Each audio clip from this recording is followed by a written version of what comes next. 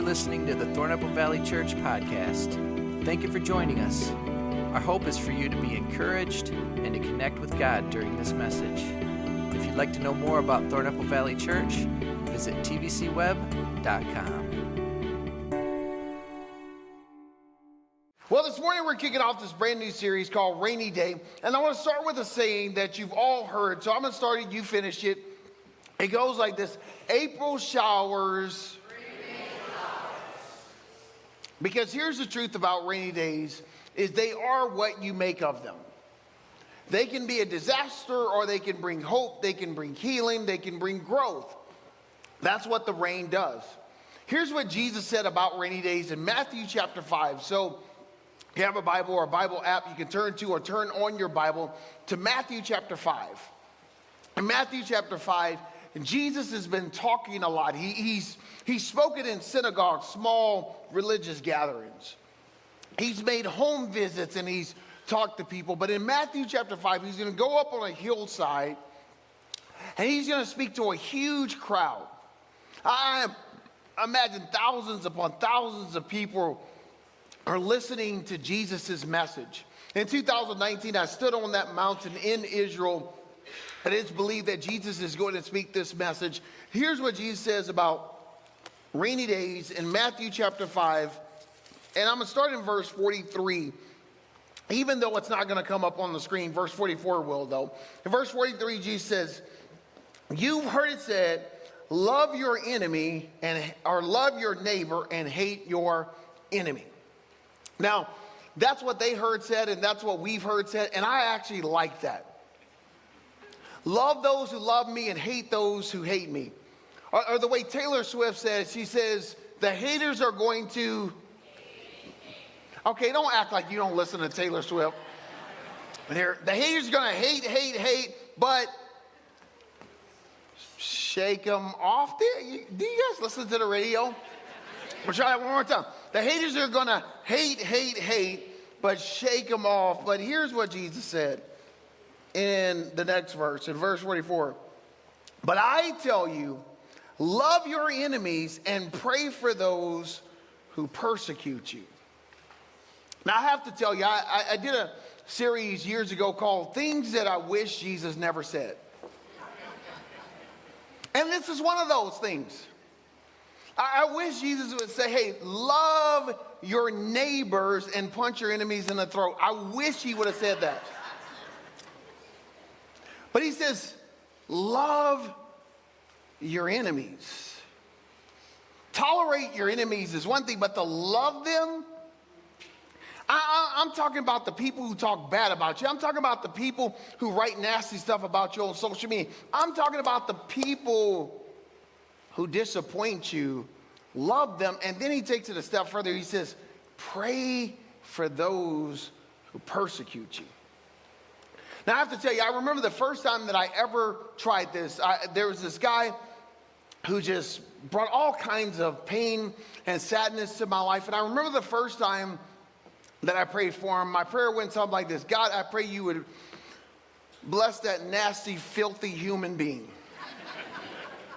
And then I went on to pray, and God, I pray you bless his ugly little kids too. Just bless them, Lord. And I remember I got finished and I said, look, Lord, I did it. I prayed for him. But then I remember the next time I prayed for him, it got a little bit more sincere. It wasn't there yet, but the next thing I prayed for him like this. I said, Lord, I pray for his wife who has to tolerate him. Lord, just bless him. Bless her. And then every time I did it, I found something happen. As I prayed for him, God did a work in me. As I prayed for my enemy, the one who persecuted, God started to do a work in my own heart and my own soul. And then my prayers got more and more genuine. God, pray for his kids. God, I pray for whatever that it was that wounded him, that caused him to be like that. God, please don't let that go on to his kids. And God, I just got to believe that he doesn't want to be filled with that stuff inside of him. So God, do a work in him. The more I pray for him, the more God changed me. And here's what I've also found out about this, is that when you pray for your enemies, what you're actually doing is you're hoping and you're trying to position yourself to be in a place where this is what you would hope that your enemies would do for you. Because you are enemy to someone. You know, I remember years ago, my mentor was speaking at this huge youth camp. I was the associate youth pastor, and he was speaking about forgiveness. And so at the end of it, he said, hey, if there's somebody who's offended you, maybe you need to come forward and receive prayer and pray for them. And so I'm the associate youth pastor, and so I'm standing in the back, assuming there was going to be a bunch of youth leaders and students who are going to come up and say, hey, Pastor Keith, would you pray for me because of this situation that happened with my dad or whatever? And one by one, different students and different leaders came up to me and said, hey, Pastor Keith, I'm so convicted by the message. I just want to say, you were that person that offended me, and I just want to say I forgive you. And I thought, oh, that wasn't supposed to go like that. And then one after another, and then the power of this verse hit me, that this is what you would want for your enemy to be doing for you, is praying for you. It's praying for you. But then Jesus takes it a step further. He says, here's why that you should do that, is in verse 45. He says, so that you may be children of your Father in heaven. He causes the sun to rise on the evil and the good. He sends rain on the righteous and the unrighteous. He says, see, when you are good to those who are good to you and you're good to those that are bad to you, you're acting like your Father in heaven. He sends rain on the good, he sends rain on the bad. He sends the sun on those who love him and those who hate him. This is a different standard, but it's a better standard, and it's a better way to live. Here's the principle Jesus is laying out, is that rainy days are coming for everyone. Rainy days are coming for everyone. It really doesn't matter who you are or what you do. If you worship God, full charismatic, I'm talking about the X, you're like this. This is the way you worship God. Rainy days are coming. If you worship God as an excited Baptist, I grew up Baptist, and an excited Baptist, you stay about right here. You don't go too high, and if you get really excited, you put up one hand. Doesn't matter. Rainy days are coming. Rainy days are coming for everyone. So here's the second question for you, or the thought for you. Are you ready for the rain? Are you ready for the rain? Because it's going to happen, and it's going to happen because life is about seasons. There's seasons in your life. There's seasons where stuff just is going so good, and you don't even know why it's going good, and it's not because you're that great, it's because you're in a season. And if you live long enough, you'll be in seasons of pain and difficulty in rainy days. And it's not because you're that bad, it's just you're in a season. Are you ready for the rain? If you're ready for the rain, good things are going to happen. Growth is going to happen. You know that you will get better through the rainy season. You know, it's interesting because how you respond to the rain is based on your disposition. So if you're going on vacation and you're planning on being on the beach and it rains for 5 days during vacation, you would say, man, rain was a bad thing. But if you're my boys and it's your turn to cut the grass and it rains, you think, God, thank you, you do answer prayers. It depends on your disposition. But growth happens because of the rain. And it's interesting, when you don't have rain, too much sunlight actually brings drought. A lot of you know, me and my wife, we lived in Southern California for 5 years. And I remember at the church that I was at, one of my responsibilities was to do something called beach baptism. And in California, it was we got about almost 300 days of sunlight a year. It was beautiful, but we had droughts. And I remember the first year I'm doing beach baptism, I asked the guy who was my supervisor, I said, what do you do if it rains? He said, don't worry about it, it won't rain. And he was right. Out of all 5 years, it never rained. But I did have a cool moment. I got to baptize my son. Here's a picture of my oldest son.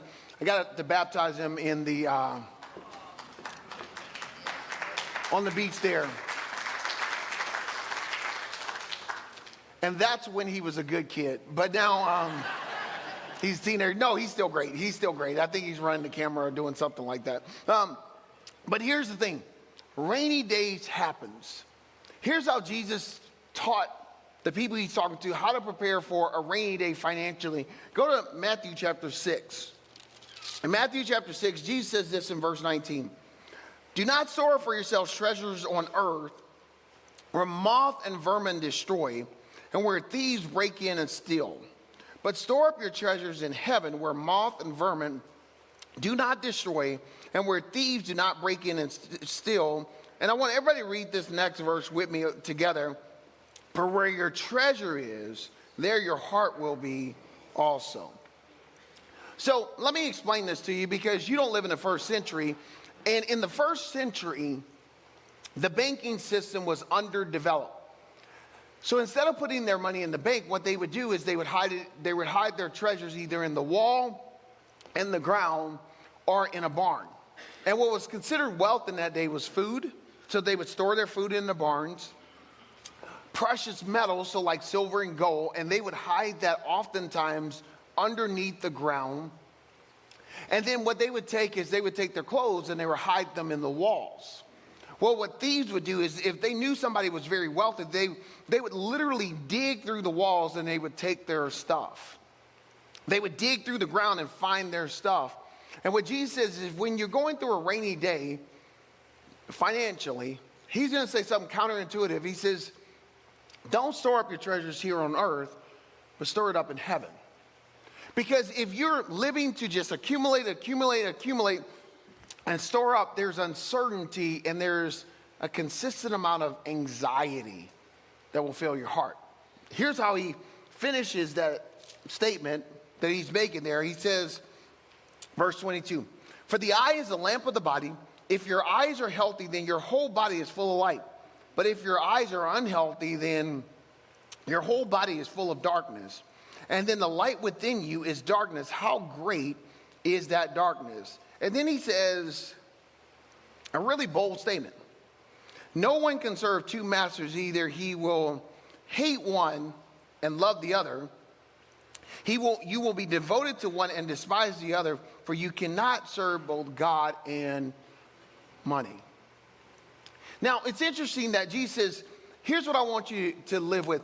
Don't hate people. Don't hate people, and you've heard me say this, is because you've never met a hateful person who's happy. No such thing. Hateful, bitter people are unhappy people. But what he says is, here's what I don't want you to hate money, but what I don't want you to do is I don't want you to serve it. Because there's this magnetic draw that it will cause you to constantly be trying to accumulate, and you will live in constant fear and anxiety. If we kept going through this chapter, what Jesus would say is, he says, don't worry. Don't worry about your life, what you're going to eat, what you're going to drink, what you're going to wear. He says, everybody around you, that's what they live for. They just live for, what I got to get more. But what he says is, trust God.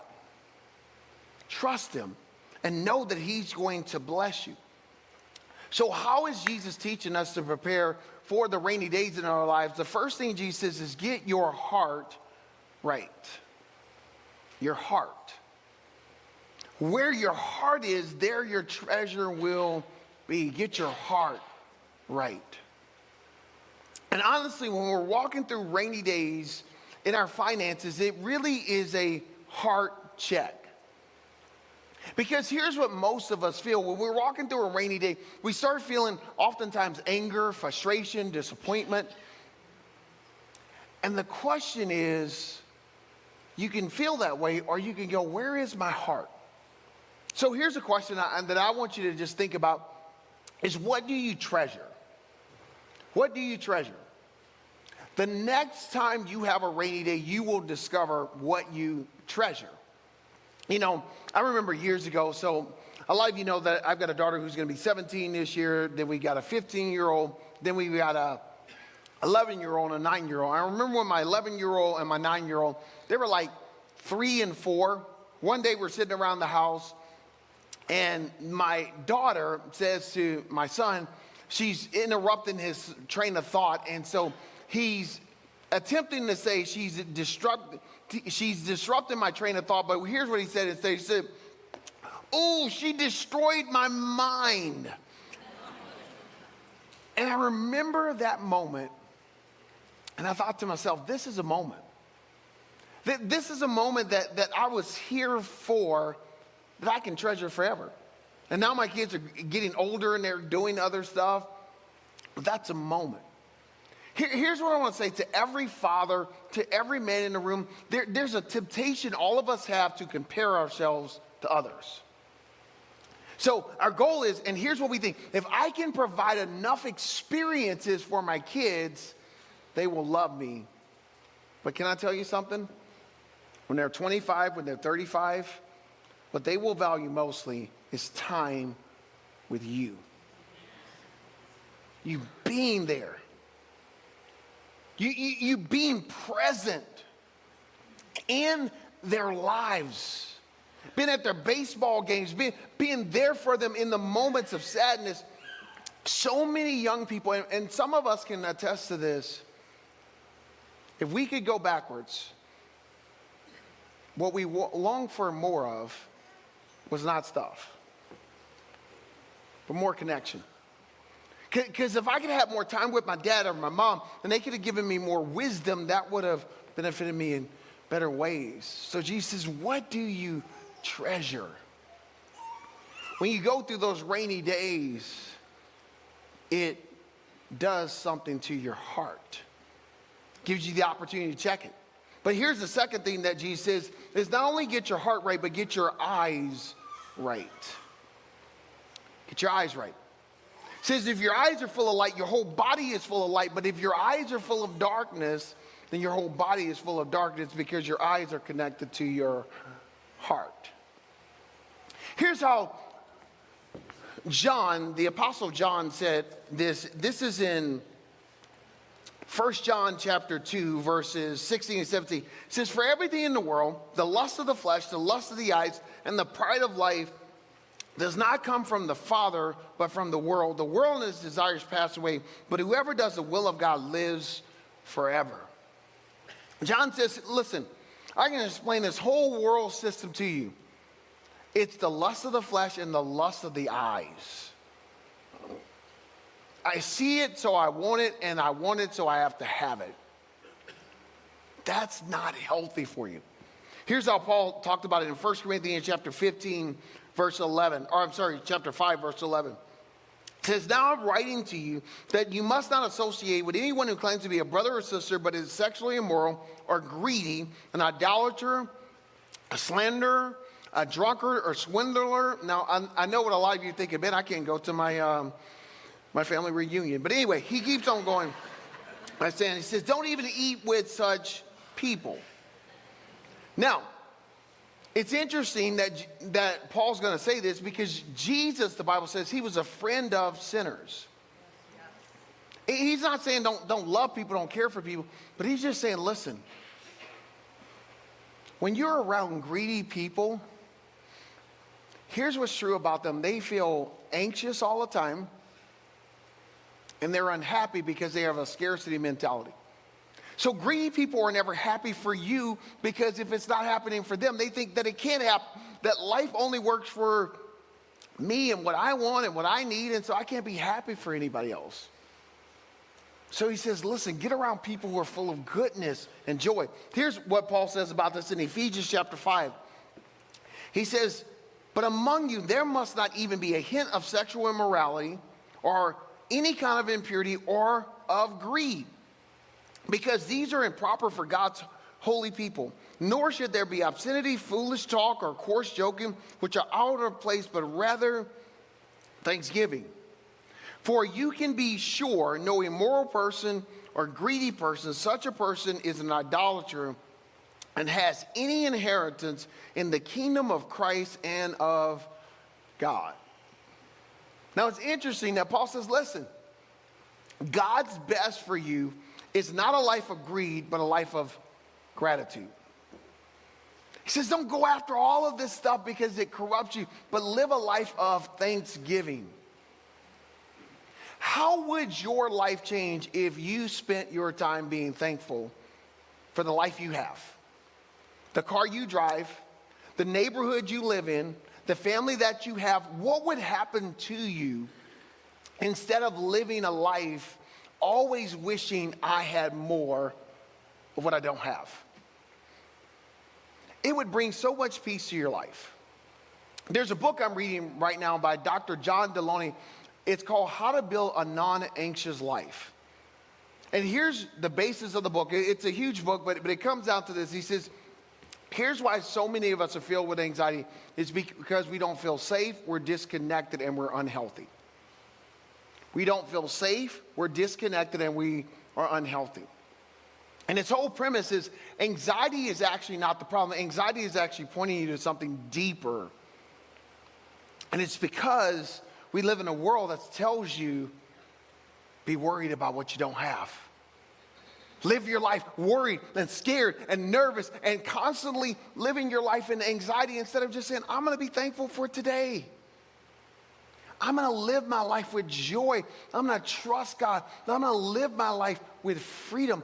That is the life that God called you to live. And Jesus says, when you go through those rainy days, if you learn to live your life in peace and with your focus on God, you don't have to live worried. Here's what Paul said about this let me say this last thing then. So Jesus is saying, get your heart right, get your eyes right, and then lastly, get your handle right. Get your handle right. You will handle your resources well when your heart and your eyes are right. Finally, here's what Paul said about this in 1 Timothy chapter 6, verses 17 through 19. It says, command those who are rich in this present world not to be arrogant, nor put their hope in wealth, which is so uncertain. And this is so good. Because honestly, it just takes you long enough to live that uncertain hope is hope in stuff that cannot give you hope. Wealth can give you options and opportunities, but it cannot give you hope. And anybody who's ever put their hope in what they have, they realize that it doesn't really bring hope. It does bring options and opportunities, but it doesn't bring hope. Actually, what it brings is anxiety. I remember years ago reading about this lady who her whole goal, she had found this guy who was so successful, and she said, man, if I can get close to him, I can learn from him, then man, I'll make it. And she said, the more I got close to him, the more I realized that he lived his life in constant anxiety and fear. He got to a place to have something. He was always worried who was going to stab him in the back, who was going to take something from him.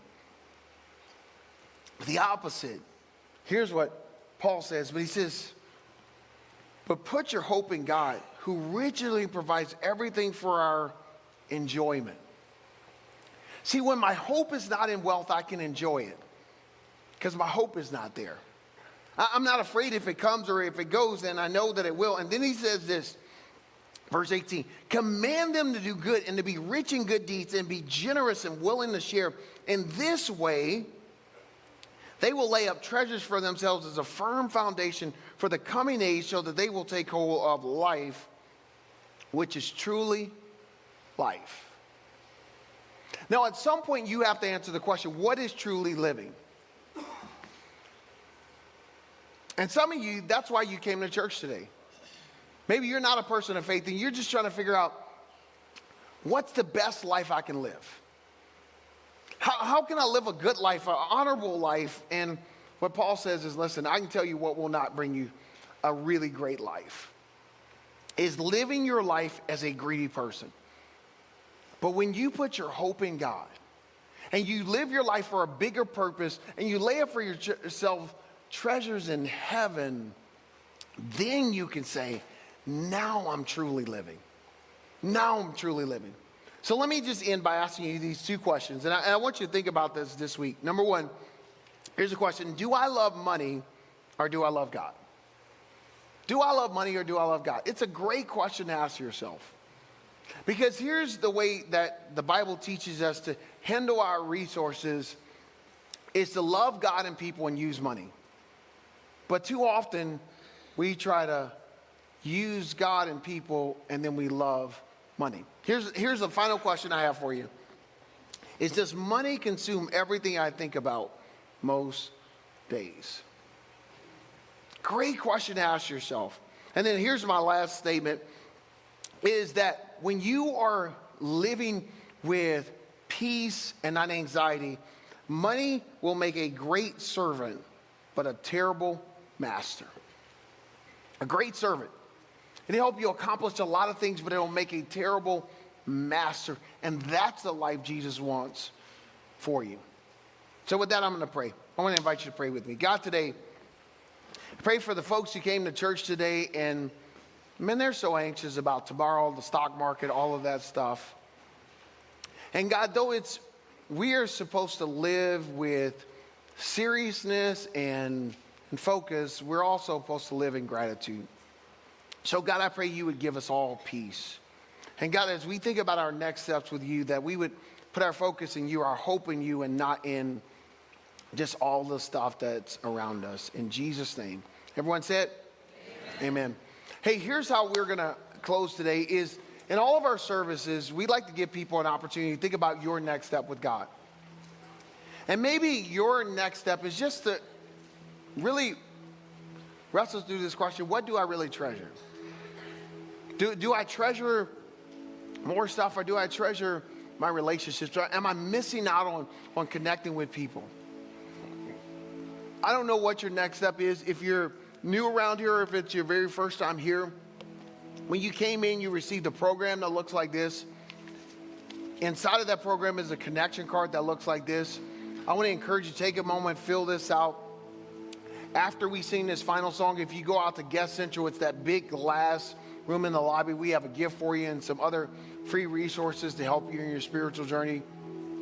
But whatever your next step is, we want to give you an opportunity to think about it as we sing this one final song. Thank you for listening to the Thornapple Valley Church podcast. If you found this message encouraging, we invite you to share it. For more information, visit tbcweb.com.